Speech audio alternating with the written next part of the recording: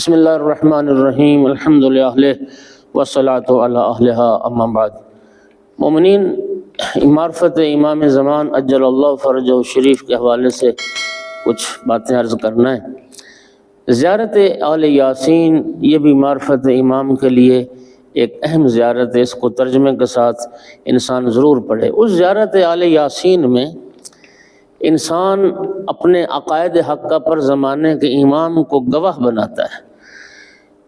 اس کے چند جملے یہ ہیں: اشہدو کا یا مولائی، اے آقا امام صاحب العصر والزمان، میں آپ کو گواہ بنا رہا ہوں اپنے اس عقیدے پر کہ انی اشہد اللہ، انی اشہد اللہ الہ الا اللہ وحدہ لا شریک لہ، میں گواہی دیتا ہوں اللہ کے سوا کوئی الہ کی عبادت نہیں ہے اور وہ اس کا کوئی شریک نہیں ہے، وَأَنَّ مُحَمَّدًا عَبْدُهُ وَرَسُولُهُ، اور میں گواہی دیتا ہوں کہ محمد مصطفیٰ صلی اللہ علیہ وآلہ وسلم اللہ کے عبد اور اللہ کے رسول ہیں۔ لا حبیب الا هو وأہلہ، اور نبی کریم اور نبی کریم کے اہل بیت کے سوا کوئی حبیب نہیں ہے۔ اشہدو کا یا مولائی، اے امام صاحب العصر والزمان، میں آپ کو اس عقیدے پر بھی گواہ بناتا ہوں کہ ان علی امیر المؤمنین حجتہ، کہ میں امیر المؤمنین علیہ السلام کو حجت مانتا ہوں، والحسن حجتہ والحسین حجتہ وعلی ابن الحسین حجتہ ومحمد ابن علی حجتہ وجعفر ابن محمد حجتہ وموسیٰ ابن جعفر حجتہ وعلی ابن موسیٰ حجتہ وعلی ابن محمد ابن علی حجتہ وعلی ابن محمد حجتہ والحسن ابن علی حجتہ، اور میں آقا گواہی دیتا ہوں کہ اشہد انک حجت اللہ، کہ آپ بھی حجت خدا ہیں، آپ بھی حجت الہی ہیں، اور میں گواہی دیتا ہوں کہ ان الموت حق وان ناکرا ونکیرا حق واشہد ان النشر حق والبعث حق والصراط حق والمرصاد حق والمیزان حق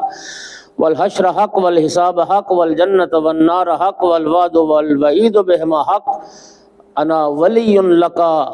بری من عدوک، مولا میں آپ کا دوست ہوں اور آپ کے دشمن سے میں بری ہوں اور آپ کے دشمنوں سے برات کا اظہار کرتا ہوں۔ اچھا، یہ وہ مختصر سا عقیدہ ہے اس زیارت آل یاسین میں سے، جس میں انسان امام زمان کو اس عقیدے پر گواہ بناتا ہے۔ مومنین کرام، کہ ہمیشہ ہمیں چاہیے، ہم امام صاحب العصر کے غیبت کبریٰ کے زمانے میں زندگی گزار رہے ہیں،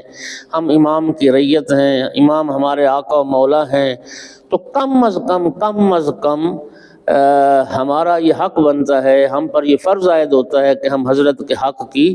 گواہی دیتے رہیں، اور کم از کم آقا کے حق کی گواہی یہ ہے کہ میں امام زمان اجل اللہ فرجہ شریف کی امامت و ولایت کی گواہی دوں، اور اس بات کی گواہی دوں کہ امام زمان ہماری زندگی پر ناظر ہیں اور ہمارے امور پر مطلع ہیں اور ہمارے احوال سے واقف ہیں۔ سامعین گرامی، ایک بڑی روایت خوبصورت ملتی ہے کہ حضرت یوسف علیہ السلام ایک دن اپنے محل میں بیٹھے تھے تو قریب سے ایک نوجوان گزرا جس کا لباس بڑا پھٹا پرانا اور مفلوق الحال اور فقر و غربت جس کے چہرے سے عیاں۔ اسی وقت جبرائیل علیہ السلام حاضر خدمت ہوئے حضرت یوسف علیہ السلام کے پاس اور عرض کی کہ یا نبی اللہ، آپ نے اس جوان کو پہچانا ہے جو باہر سے گزرا ہے؟ کہا کہ میں نے نہیں پہچانا۔ جبرائیل علیہ السلام نے عرض کی یا نبی اللہ، یہ وہی جوان ہے کہ جب زلیخا آپ پر عاشق تھی اور آپ کو لے گئی اپنے کمروں میں اور وہ برائی کا ارادہ رکھتی تھی تو آپ دامن چھڑا کے اس سے بھاگے تھے، اور اس نے پیچھے سے لباس آپ کا پکڑ لیا تھا اور آپ کا کرتا جو ہے وہ پیچھے سے پھٹ گیا تھا۔ عزیز مصر نے آپ پر شک کیا تھا، تو اس وقت ایک بچے نے آپ کی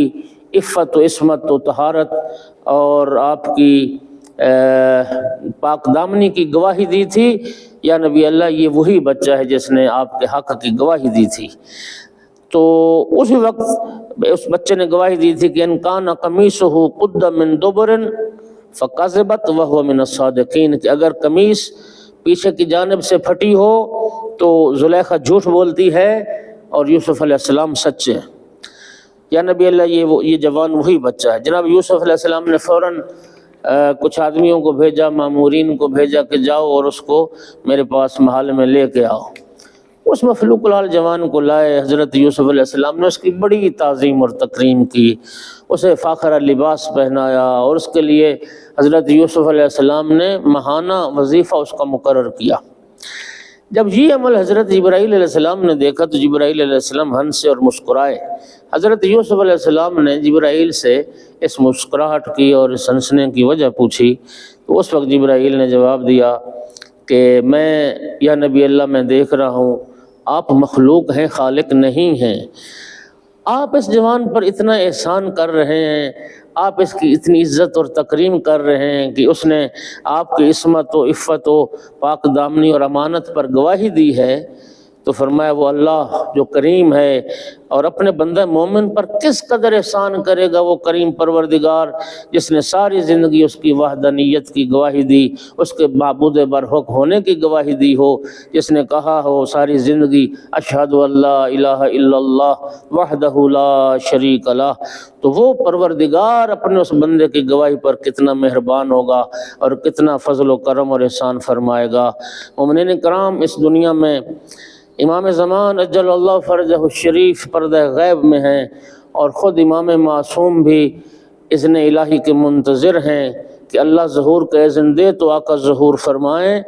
اور خود امام صاحب العصر اجل اللہ فرجہ الشریف یہ جو غربت کا زمانہ گزر رہا ہے، خود آقا اس پر آنسو بہاتے ہیں، اور امام صاحب العصر شب و روز یاد کرتے ہیں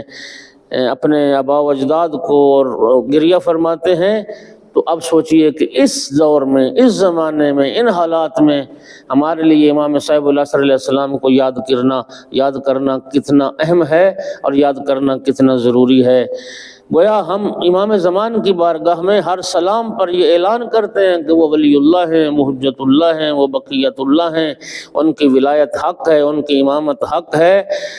اور یاد رکھیے مومنین، جب امام سے ارتباط برقرار ہو جائے گا تو پھر تصور نہیں کر سکتے کہ ہمیں کیا کچھ حاصل ہوگا۔ یوسف یعقوب اور یوسف زہرا کا تقابل کیسا، یوسف یعقوب کی منزل کجا اور یوسف زہرا صلوات اللہ علیہ کی منزل کجا۔ اور یقین فرمائیے کہ بہت سارا اکرام اور لطف و احسان امام زمان کا ہمارے شامل حال ہوگا، بلکہ شامل حال ہے، ہم بسا اوقات اس چیز کی طرف توجہ نہیں کرتے کہ بہت سارے احسانات، بہت ساری نعمات اور بہت سارے الطاف یہ اسی یوسف زہرا صلوات اللہ علیہ کی وجہ سے اور انہی کی نظر کرم کا نتیجہ ہے۔ خداوند عالم ہمیں توفیق دے، ہم اپنے وقت کے امام کو زیادہ سے زیادہ یاد رکھیں اور امام صاحب العصر سے ایک رابطہ برقرار رکھیں، اور امام کے فضیل و برکات اللہ ہمارے شامل حال فرمائے۔ وآخر دعوانا الحمد للہ رب العالمین۔